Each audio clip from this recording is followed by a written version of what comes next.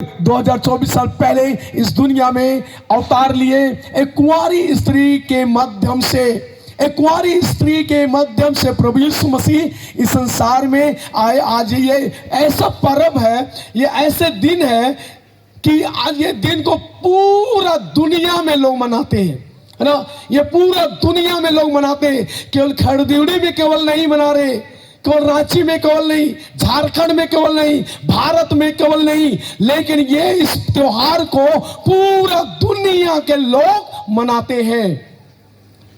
क्योंकि ये सबसे यूनिक है, यीशु मसीह सबसे यूनिक है, सबसे अलग है। और प्रभु यीशु मसीह के बारे में भविष्यवाणी हजारों साल पहले किया हुआ था कि यीशु मसीह नाम का एक व्यक्ति जो है वो इस दुनिया में मनुष्य जाति को नया जीवन देने के लिए, पापों से छुड़ाने के लिए वो आएगा।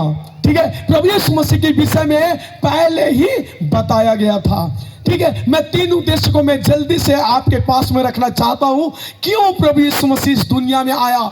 यीशु मसीह के बारे में कहानी जानना अच्छी बात है, यीशु मसीह के बारे में जानना अच्छी बात है, ज्ञान बढ़ाना अच्छी बात है, लेकिन उससे अधिक हमको उसको समझने की जरूरत है कि यीशु मसीह इस दुनिया में क्यों आए, यीशु मसीह का आने का इस दुनिया में क्या उद्देश्य था, उसको मैं आपके पास में एकदम थोड़े समय में रखना चाहता हूं। पहला जो उद्देश्य है वो है जो यूहन्ना की पुस्तक 1 अध्याय उसका 18 पद को पढ़ेंगे तो उसमें हम देखेंगे।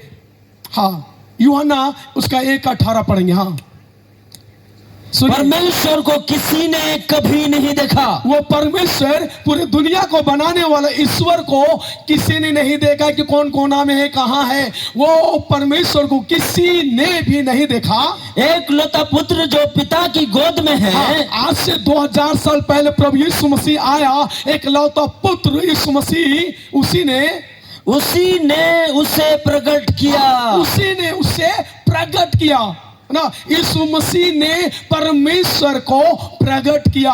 परमेश्वर को कौन जानता था? आज भी लोग परमेश्वर को ढूंढते हैं। आज भी लोग परमेश्वर को जहां तहां यहां वहां खूब ढूंढ रहे।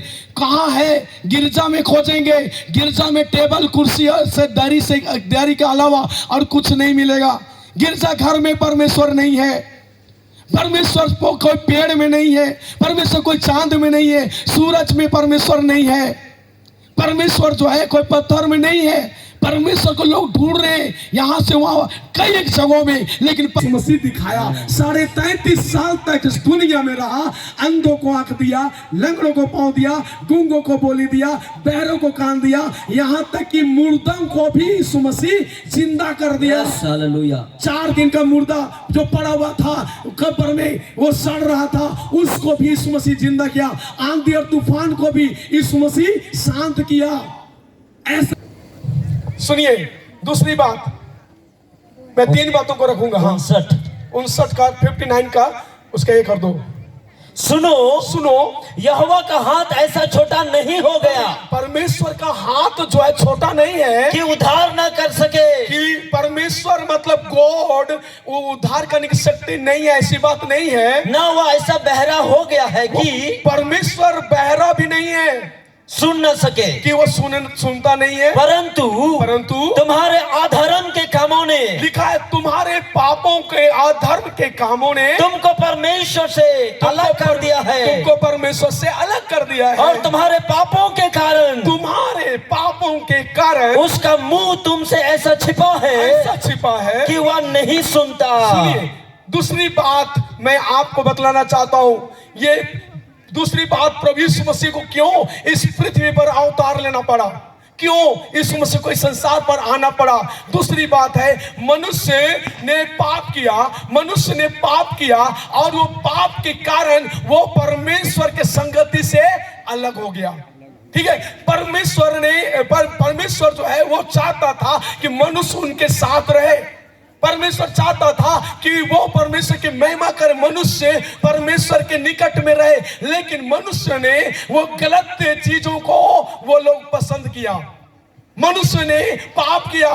बाइबल में लिखा है, उत्पत्ति के पुस्तक में लिखा है कि परमेश्वर जो है मनुष्य को बनाने से पछताया। क्यों? क्योंकि लोगों ने परमेश्वर को दुखित किया, परमेश्वर से बलवा किया, परमेश्वर के विरोध में काम किया और वे लोग परमेश्वर से दूर हो गया, ईश्वर से हमेशा हमेशा के लिए दूर हो गया। परमेश्वर बहुत अच्छा उनको बनाया, परमेश्वर बनाया, लेकिन मनुष्य जो है परमेश्वर की बातों को नहीं माना और परमेश्वर के विरोध वो लोग काम किया और परमेश्वर के विरोध वो काम करके वो दंड का कारण बन गया। मनुष्य ईश्वर से हमेशा के लिए अलग हो गया, क्योंकि परमेश्वर पवित्र है, परमेश्वर झगड़ा नहीं करता है, परमेश्वर हिंसा नहीं करता है, परमेश्वर पाप से गलत चीजों से वो कभी समझौता नहीं करता है। और इसलिए जब मनुष्य ने परमेश्वर का विरोध किया, जब मनुष्य ने परमेश्वर के विरोध में पाप किया, तब उसी समय से परमेश्वर से वो लोग अलग हो गए। आदम की वाटिका में वे लोग परमेश्वर का आज्ञा का उल्लंघन किया। आदम की वाटिका में लिखा है बाइबल में कि आदम और हवा है ना, वे लोग पाप के कारण से, वे लोग परमेश्वर का अनाज्ञाकारिता के कारण से वे लोग परमेश्वर के संगति से बाहर निकाल दिए गए और वो आज हम लोग को झेलना पड़ रहा है। वो पाप मनुष्य के जीवन में काम कर रहा है, मनुष्य पापी हो गया। बाइबल में रोमी का पुस्तक उसका 3 अध्याय उसका 23 पद में हम पढ़ते हैं, हेलो, मनुष्य पापी हो गया परमेश्वर से, इसलिए कि सबने पाप किया है। लिखा है कि क्रिस्तान लोग केवल नहीं लेकिन सारे लोगों ने पाप किया है और परमेश्वर की महिमा से रहित है, परमेश्वर की महिमा से अलग हो गया। और 10 पद को भी पढ़ेंगे, 3 का 10। हाँ ठीक, हेलो, क्या किया लोगों ने? जैसा लिखा है बाइबल में लिखा